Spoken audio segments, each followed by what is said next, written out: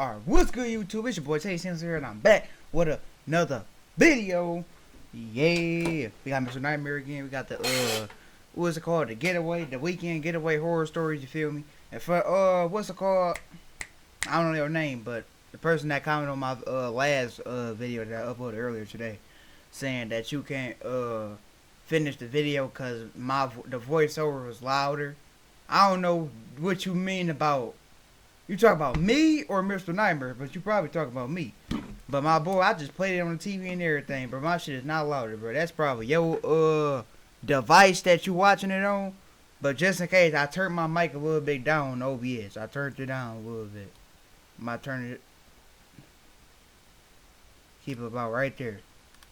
And now, if this don't satisfy what you talk about or something, then oh well, my nigga, you gonna have to go to another channel or some shit,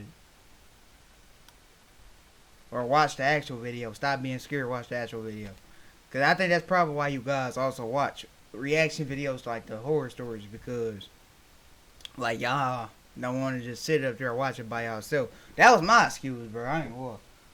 As I got older, that shit was just normal. But get y'all snacks. I got me some peach rings, you feel me? So without further ado, shit, let me get my headphones. Let's get to it, let's get to it, let's get to it. Weekend getaway horror stories. What I'm about to tell you is one of the last memories I can still remember from middle school, and not for a good reason. I'd argue that it was the most traumatic thing that has ever happened to me. When I was in middle school, I didn't have a lot of friends. The friends I did have were all a little odd, but then again, so was I. We spent a lot of time together and enjoyed a lot of the same things. There was Greg, Jay, Mark, and myself. We were inseparable. Back then, it seemed like the four of us would last forever. Looking back though, it was pretty clear that Jay and I were beginning to distance ourselves from Mark and Greg. That's how it is, bro. That's exactly how it was for me last year, bro. It's like we slowly started distancing and shit. But to be honest, I at the beginning I really ain't gave a fuck, bro. I still don't give a fuck. But that's neither here nor there. One summer, Greg invited the three of us on a week-long trip to Maine. Greg's family had a summer home up in Maine on one of the little islands in Casco Bay. To be completely honest, his family was really secretive about the place, and none of us even knew it existed until he invited us there. His family was strange in general, but that's a story for another time. The drive was long and uncomfortable. I had a runny nose and was sneezing the entire time, which I could tell was really pissing off Greg's dad. He was one of those over-the-top germaphobes, and I got really uncomfortable anytime he'd look at me. Mark and I were also bickering about something stupid, but the two of us tended to get into that a lot. We had to drive the car onto a ferry in order to make it to the island. That part was actually really fun. The house was small but pretty. I remember feeling detached from reality in that house. I can't really explain it. It was like a whole other world on that island. I still feel like it would be easy for a person to get lost in that house, if that makes any sense. The island had a really dreamy feel. Everyone knew each other. Nigga, that neighborhood nice as hell, bro. I don't even think you can call this a neighborhood, bro. I don't know. Whatever this is, this shit nice as hell. Other, and random people on the street would recognize and say hello to Greg when they saw him. We spent most of our time biking around, an activity that never got boring at our age. I'll skip the boring stuff. I don't remember all of it anyway. The second day of the trip, I couldn't find my Barcelona snapback cap anywhere. I was really upset since I was a huge soccer fan, and it was one of the only pieces of merch I had. Greg said he thought I left it on the beach, but I was almost certain I had brought it back.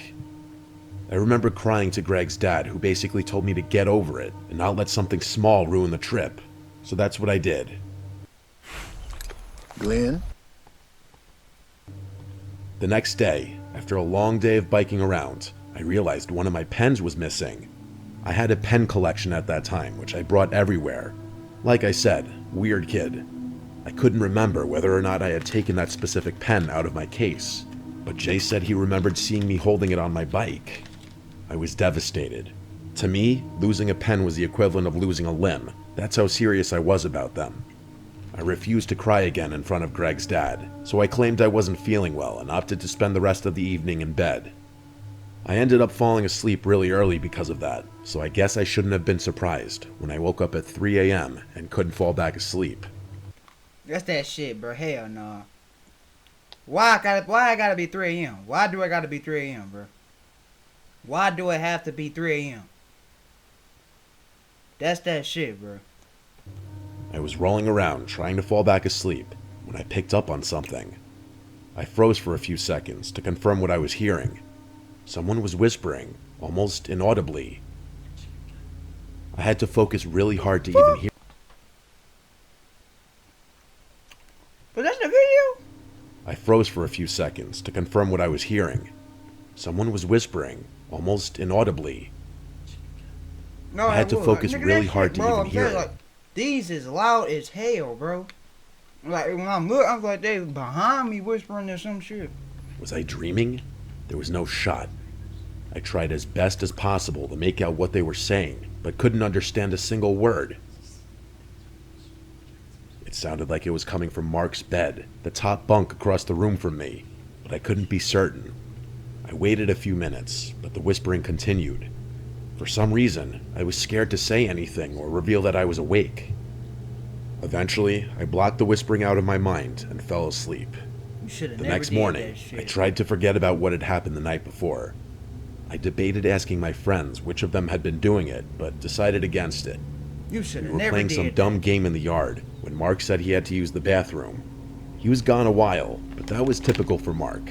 He took a lot of time to do everything. He did. Eventually, I shot a glance back at the house and had to do a double take. In one of the second floor windows was Mark, staring blankly out at us.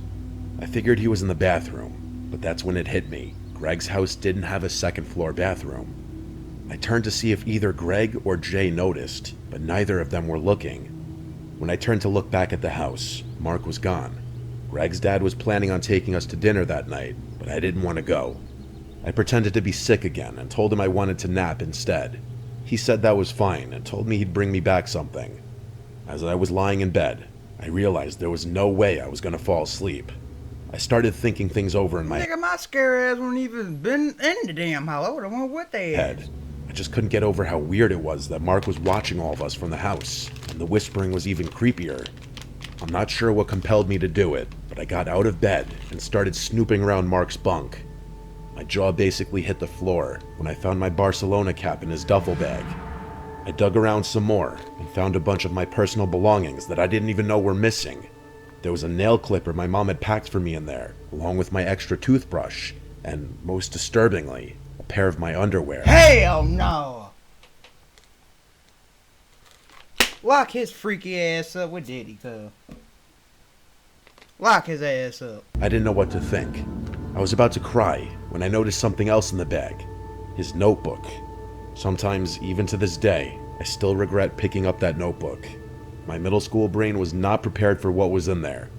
It was completely filled with drawings, pencil drawings, some sketched so aggressively that there were holes in some of the pages. There were drawings of monsters, creatures, and things out of nightmares. There were really disturbing acts of violence drawn in there. People getting run over by cars, stabbed, mutilated, tortured. It was sick. Worse than sick, it was demonic. There was honest-to-God demonic shit in there. There were drawings of me in there. The image that was never and will never leave my brain is a drawing of me on a cross with my legs missing. What the fuck? The last few pages were basically all of me, and one of the pages was just my name, scribbled 100 times. It makes me sick thinking about everything I saw in there, and there's stuff I haven't even mentioned. The last page was the worst. My name was at the top of the page in big letters, and below it were 4 words I'll never forget. I'll do it tomorrow. When everyone got back home, I got Greg's Ha! No the fuck you ain't, cause I'm about to leave, nigga. dad alone and told him about what was going on in a low voice while my friend started a movie in the living room. He didn't believe me until I showed him Mark's notebook, which I could tell he found equally disturbing. He didn't know what to do. He told me to put everything back the way I found it. I didn't want to, but he was the adult, and I couldn't tell him no. As I was putting the notebook back, I made a split-second decision and tore one of the pages out. Meanwhile, Greg's dad then ran out to the living room and told everyone there was a family emergency and that we had to end the trip early. As we were frantically packing our things, I could feel Mark's eyes burning a hole in my back. I was scared to look at him. We pulled out of the driveway, caught the first ferry off the island, and drove the whole way back without stopping once. Greg's dad dropped Mark off first, then James. James and Greg lived on the same street, so he let Greg out of the car with James. As we were driving to my house, Greg's dad told me that he'd talked to Mark's parents, and that it was best that I not mention anything to my parents. Greg and Mark's families were really close, so I guess that made sense. When I got home, though, I couldn't last 10 minutes. I broke down crying to my parents and told them everything.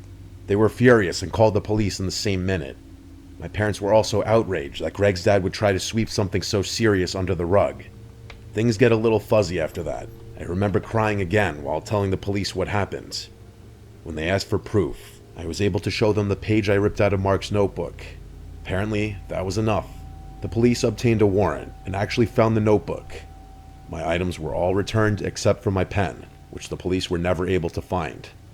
My parents didn't tell me much about how things went, but I never saw Mark again. His family moved, and he never showed up to school again. I never hung out with Greg again either. The reason I'm writing this now is because last week, I received an anonymous letter in the mail.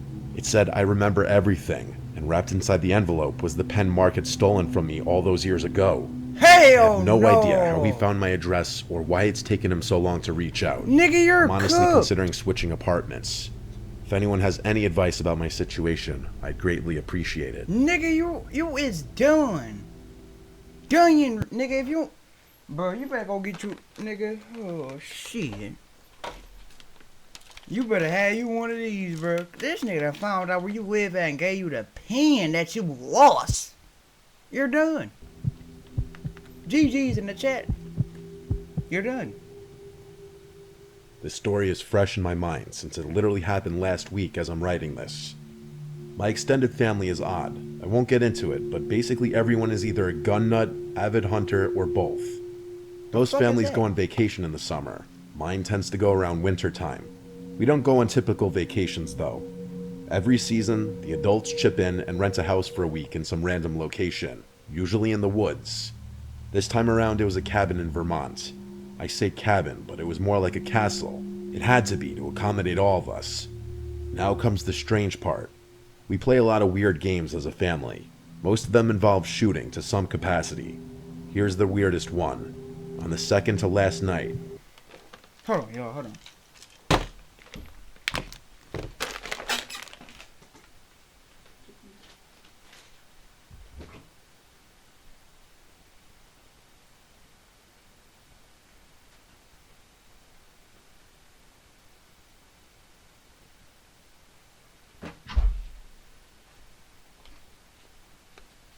All the adults gear up in warm clothing and venture outside into the woods for a massive game of laser tag.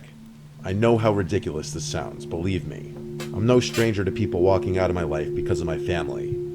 The winner every year gets to claim a pretty decent prize pot and a ton of bragging rights. Plus, we played with this really cool industrial grade set my uncle Lucian made. He was the most gung-ho about this whole thing. The rules were simple. It was every man for himself, and the last person tagged won.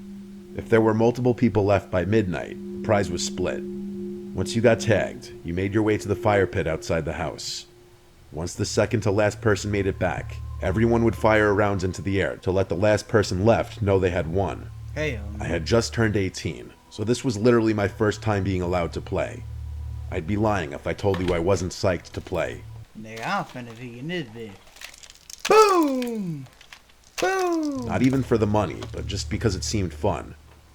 As we were about to make our way outside, Lucian made sure we all knew how the equipment worked and where to keep our markers so the game would be fair. Then he told all of us to set a 10-minute timer on our phones so we'd know when to begin. Then, without warning, he turned and sprinted into the woods, like he was running a track race. My relatives followed suit, spreading in all directions. I noticed that most of them had run uphill, so I figured going downhill would give me a better shot at lasting longer. It was dark, but the snow on the ground made things pretty visible. I can't remember how many of us were playing, but it was a lot. At least 10 of my cousins and a couple sets of parents, Dang. including mine. 10? Our family's pretty huge. After venturing deep into the forest, I found a little perch where I could see decently far up the hill, so I figured I'd wait there and catch my breath. I sat there for a decent while, trying to think of what to do. I figured if I kept walking adjacent to the slope, I could eventually work my way upwards and maybe flank whoever was still up there, so that's what I did. I must have walked along the slope to the left for 15 minutes straight, putting as much distance between me and the house as possible. Time really wasn't an issue, as there were still about 2 hours until midnight. I started walking up the slope. Just then, I heard a very faint crunching sound over my left shoulder, in the direction facing opposite my uncle's house. I jumped behind the nearest tree, praying whoever it was couldn't get a clean shot off. After a few seconds, I looked in the direction of the sound, but didn't see anything. And then, after straining my eyes, You finna run into a nigga that's not even playing the game, bro. I already know. I saw it. A very faint, almost unnoticeable trail of footprints, way off in the distance. They led to a thick tree about 15 yards behind me. There was someone standing behind that tree. I was positive of it. And then it hit me. Why hadn't they just tagged me? I was clearly out in the open, oblivious to their presence, and they were clearly trying to sneak up on me. I started running up the hill, hoping to get out of range before they could get a shot off. I was just about to continue back to the right towards the house when I noticed something. Further off to the left was another set of footprints. This one was weird though. It started from deeper in the woods, came towards me, and looped back into the forest. Had someone been outflanking even me? They would have had to walk further into the woods than I had, which I found pretty hard to believe. Before I could keep thinking, I heard something from the slope I had just run up. It sounded like a person falling into the snow. I continued running, this time back toward the house. I pulled out my phone. It was past 11. I couldn't believe an hour had already gone by. I kept running and stumbled upon You was out there for a whole hour, nigga? a path of footprints heading towards the house. They looked fresh, so I picked up the speed, hoping to catch someone off guard. I passed a line of trees and saw my cousin Corbo walking at a steady pace, laser gun in hand. I crouched and pulled out my pistol. I nailed his marker and it started blinking. He slammed his fist against a tree before shaking his head and continuing towards the house. I grinned, thrilled to have actually gotten a kill. High on the adrenaline, I decided to hatch a plan to get the jump on the person stalking me. I sprinted ahead for another minute, then doubled back until I could safely jump behind a tree without leaving an obvious trail. It was flawless. There was no way anyone following my footprints would know I was hiding there. As I was waiting there, my marker started blinking out of nowhere. I was pissed. The beam was coming from where I had just been. It was definitely whoever was stalking me. I stood up, expecting whoever had just shot me to turn their laser off. They didn't though. The beam stayed trained on me, which actually started to get on my nerves. Oh felt shit, somebody killed Will Cousin, stole his laser gun from to kill your ass with the laser gun for real. Like they were taunting me. Damn. I wanted to know who had been behind me that whole time, so I started walking in the direction of the beam. They never stopped shining their laser at me, even as I began closing in. That's if that's the laser gun that they using. Nigga, you better hope that ain't one of them YNs with them real lasers. Ooh. All I could see were their hands. That's real The rest laser. of their body was standing behind a tree. Just then, I heard a bunch of gunshots sound off behind me, making me jump. I froze. Impossible.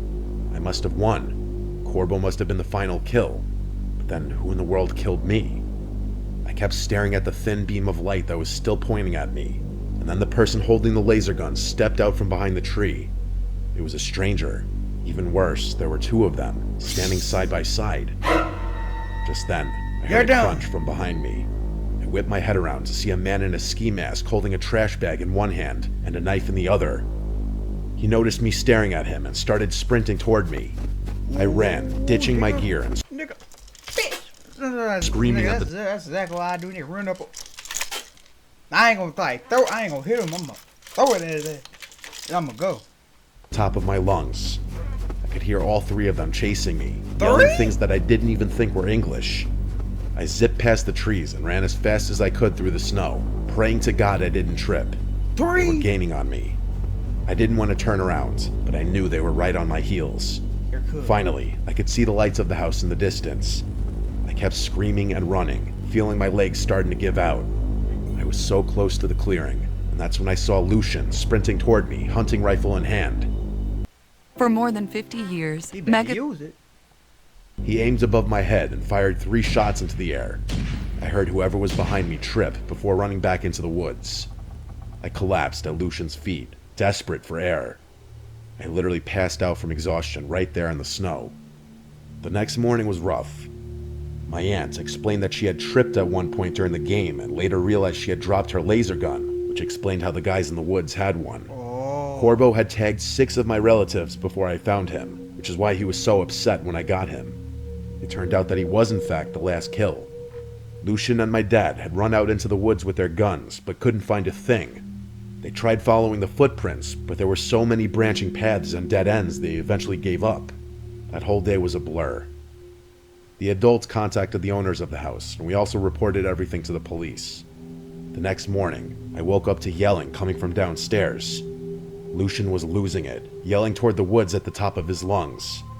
I ran down to find a single snowman facing the house. In its hand was the laser gun my aunt had dropped. Lucian fired a few rounds into the snowman's head before shouting some more threats and storming inside. It's only been about a week, but I'll send an update if I hear anything. Y'all still there? Nigga, he built a snowman and put the laser... Oh. He ain't scared. When I was in college, I couldn't afford the extravagant spring break vacations to Mexico that all the Greek life people went on. Because of this, I spent my first 3 spring breaks on campus, which I actually didn't mind too much. By the time spring break rolled around my senior year, though, I realized that it was basically my last chance to get the spring break experience I'd been missing out on. Mexico was still out of the question since I'd still be paying everything myself. Eventually, my girlfriend Allie found a decently priced Airbnb that sounded pretty appealing. We figured we could turn it into a couple's getaway of sorts, so we invited her best friend Laya and her boyfriend Calvin. We were all super excited since we had never been on a vacation together before. The place we had picked wasn't your typical spring break Airbnb though. It was nestled in a really secluded woodsy area in Lake County, California. There was a hot tub, an exposed fireplace, an antique-style record player, and some cots for stargazing outside. It was honestly perfect. The place was about 2.5 hours away, so we'd get a nice and relaxing drive on the way. Unfortunately, Calvin drove a really cramped Mini Cooper, meaning the girls had to squeeze into the back seat. He was honestly pretty insecure about his car and would get annoyed when one Which I know about the Mini Cooper. of us would make a comment about it, which was a pretty funny detail. As terrible as that car was, it was a drop top, which was really nice. We pulled in around 8 p.m. after it was already fully dark out. I can't even lie, the place looked a little... Where is you at? Like, bro, look. You're living in the middle of nowhere, bro. Come on, cuz. Scary late at night with all the lights off. When I say it was in the woods, I mean it. The trees blocked the view of all but one of the neighboring houses. The first night was really chill. We hung by the fireplace with a bottle of wine and played some board games. We wanted to go in the hot tub, but Calvin was complaining, so we didn't. He was honestly being pretty pouty for some reason, but we all just assumed there was something on his mind. The next night was better. We convinced Calvin to join us in the hot tub for some drinking games. The hot tub was connected to the back of the house, but inside its own little room, the walls of which were just screens. We were playing Never Have I Ever with some music blasting, having a lot of fun. We were all more than a little buzzed at that point. And just then, though, a flash of bright light lit up the spa room. If it had been raining, we would have assumed it was lightning. That's how bright it Freaky ass taking the picture of y'all while y'all in the hot tub, bro. was. I quickly turned the music off, and the 4 of us stared at each other, nervous to say anything. I quietly got out of the hot tub and made my way from the spa room to the back deck. I looked out into the woods, but it was too dark to see anything. Out of nowhere, I started hearing a clicking sound coming from the woods. A few seconds later, I heard another one from a different direction, and then a whistling sound started up. The sounds kept coming, clicking and Yep. The only thing clicking and ringing you gonna hear is my car keys. I'm about to go, cuz. whistling from too many directions to keep track of. I yelled for Calvin and the girls to run inside, and I followed them into the house. The 4 of us huddled in the living room, not sure of what to do. I thought maybe it was a dumb prank or someone messing with us, which is why we didn't call the police right away. A few minutes later, though, someone started banging on the front door. The girls were hysterical, so I told Calvin to call the police while I grabbed the biggest knife in the kitchen, ready to protect. Where is this at? We need this. We need gunplay. No, we don't need nothing. We don't need no knife, bro. We need these. Boom. Where are these at? Everyone should have come to that. I yelled in a deep voice that I had a gun, which was obviously just a bluff. The banging stopped. Calvin said the police were on the way, but out there in the middle of nowhere, they could have been miles from us. We waited in silence for a few minutes. It was the tensest moment of my life. Damn, when we nigga! thought the nightmare was over. Don't be doing that shit, boy. Mr. Nightmare, I'm about to whoop your ass, bro. Nah, I ain't gonna lie. This the greatest fucking jump scare he had on this channel, bro. I ain't gonna lie. Boy, that shit actually loud as hell. Damn, nigga.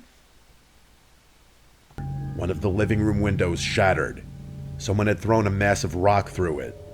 The girls screamed, and I told everyone to run upstairs and lock the door. I stayed downstairs, bracing myself. Nigga, who do you think you is? You not Captain Save today, nigga. You don't get your Huckleberry Railroad mouth ass back up them damn stairs with them, bro. For a fight. By some miracle, no one came charging through the window. Eventually, I ran over to you inspect got your ass messed up. the window and noticed there was a piece of paper taped to the rock that had been thrown. What? Scribbled in black ink were the words, "Go away, you shouldn't be here." Shit, you ain't gotta tell me twice. Alright, bro. Pack y'all bags, bro. We about to get this refund. We gone. The police arrived shortly after and did a thorough search of the property. They, of course, found nothing. We weren't sticking around to wait for them, though. We were packed up and out of there that night. Thank you. The Airbnb hosts actually ended up giving us a refund, Thank you. although they refused to talk about the situation. My girlfriend thinks there's Yeah, that's exactly why I don't like.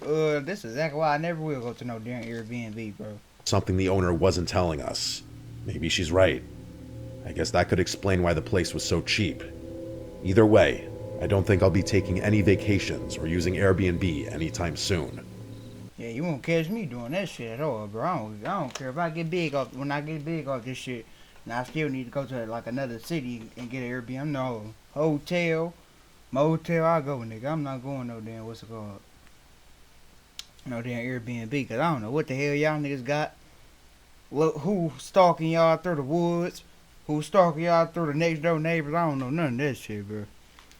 But that's the end of this video. If you guys enjoyed, leave a comment down below if the audio was low or was it too high. You feel me? And comment, like, and subscribe. And I'll see you guys in the next one. Peace.